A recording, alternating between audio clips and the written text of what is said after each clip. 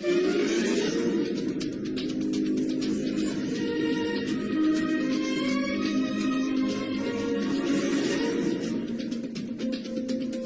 Messieurs, bonjour.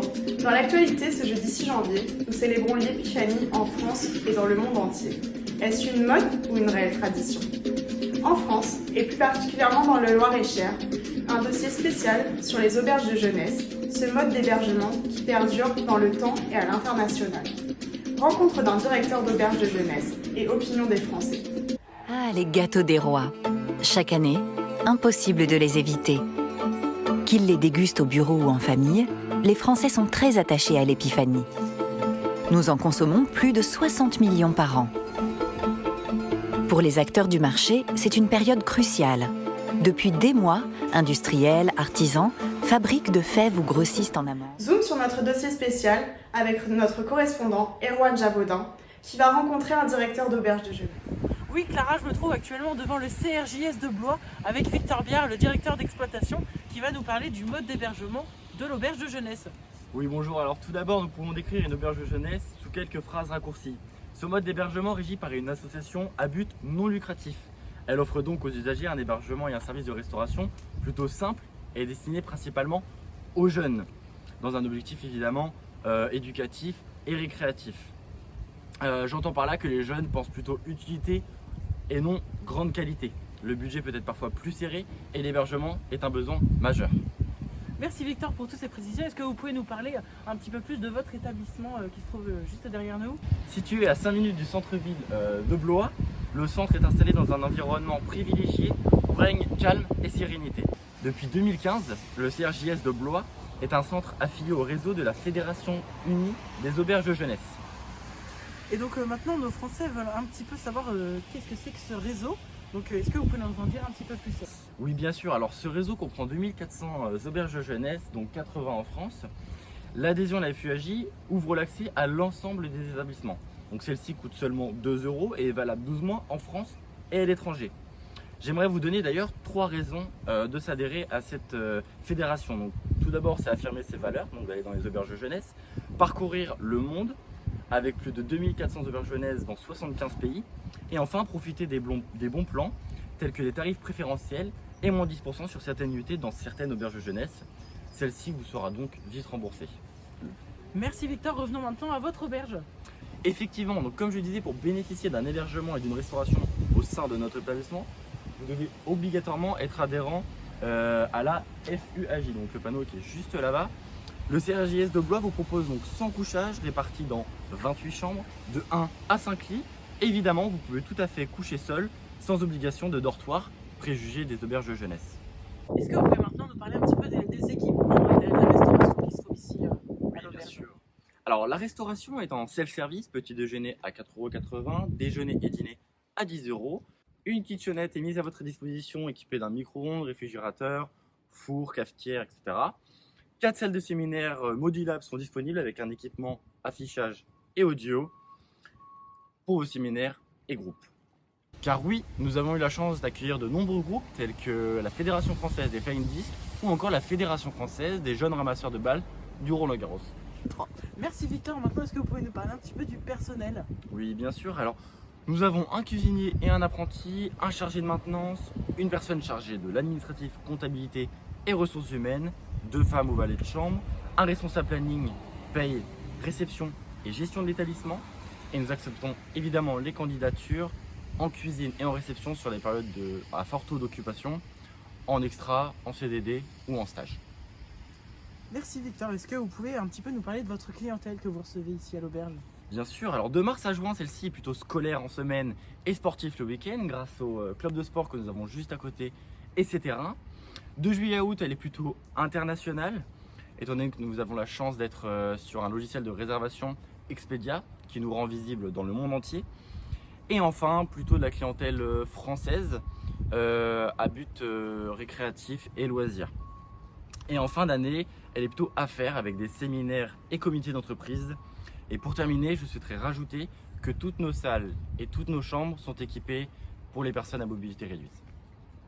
Merci Victor, maintenant on vous laisse, chers Français, avec quelques images de cette auberge de jeunesse.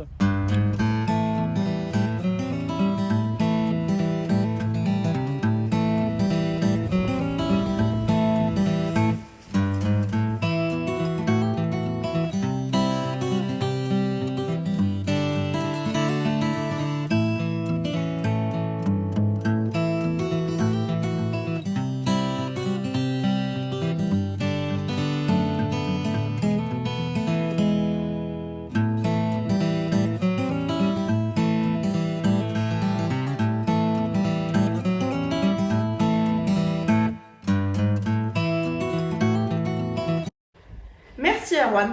À présent, retrouvons Cécile dans les rues de Blois, aux côtés des Français pour parler de ce mode d'hébergement, les auberges de jeunesse. Bonjour Clara, nous nous trouvons actuellement sur la place du château de Blois où nous allons rencontrer les Français sur le sujet de l'auberge de jeunesse. Je suis avec Amy, commerçante à Blois, qui a accepté de répondre à nos quelques questions sur les modes d'hébergement. Alors Amy, bonjour. Qu'est-ce que vous pensez de l'auberge de jeunesse? Moi, je trouve que c'est très bien pour les jeunes pour pouvoir rencontrer d'autres personnes et d'échanger, que ce soit aussi avec des personnes françaises ou étrangères, étant donné que ça peut accueillir aussi des touristes. Oui. Et aussi dans le cadre aussi de voyages scolaires pour des groupes.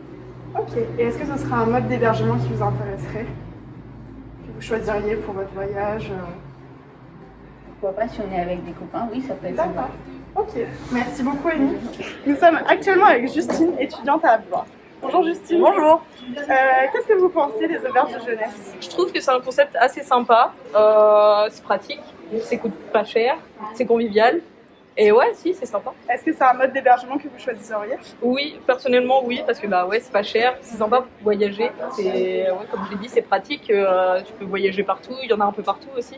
Et ouais, non, je peux le choisir. Vous avez déjà été dans une auberge de J'ai jeunesse? été une fois en Espagne et c'était cool. Ok, bon bah super. Merci beaucoup Justine, De bonne rien. journée. Bonne Je suis journée. actuellement avec Sylvie, céramiste, à proximité de Romorantin. Bonjour Sylvie. Bonjour. Alors, qu'est-ce que vous pensez des auberges de jeunesse? Eh bien, personnellement, j'aime beaucoup. Parce que c'est un bon moyen d'hébergement au niveau touristique ou même savoir si quand on reste un peu plus longtemps dans un endroit. Voilà. Est-ce que ce serait un mode d'hébergement qui vous intéresserait, que vous choisiriez pour vos voyages? Alors moi, je ne l'ai jamais fait réellement, mais en même temps, je trouve que j'ai déjà regardé pour certains projets et je trouve ça très sympa comme mode. C'est beaucoup plus convivial qu'un hôtel où généralement personne ne se rencontre. Voilà. Merci beaucoup Sylvie, bonne journée. Merci à vous aussi. Madame, monsieur, merci à tous de nous avoir suivis et à demain. Je vous laisse à présent avec Evelyne Delia pour la météo. Moi, je regarde l'ordi dans l'actualité.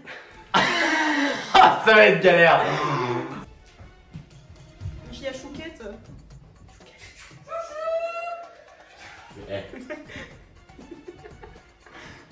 Est-ce une réelle mode? Oh. Tu t'en vas? Oui, je vais m'en aller. Ah, je vais remettre, j'avais un doute, ça allait m'en aller.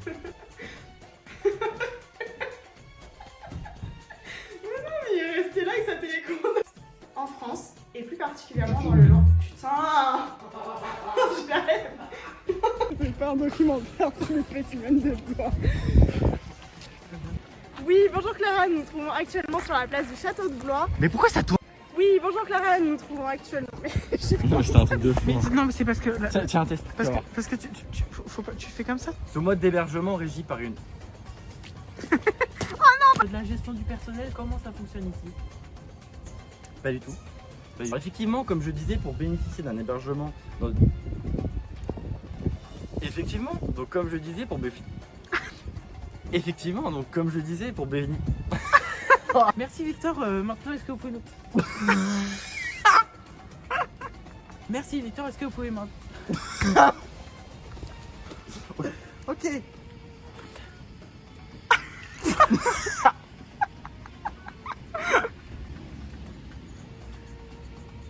Merci Victor. Les jeunes ramasseurs de balles.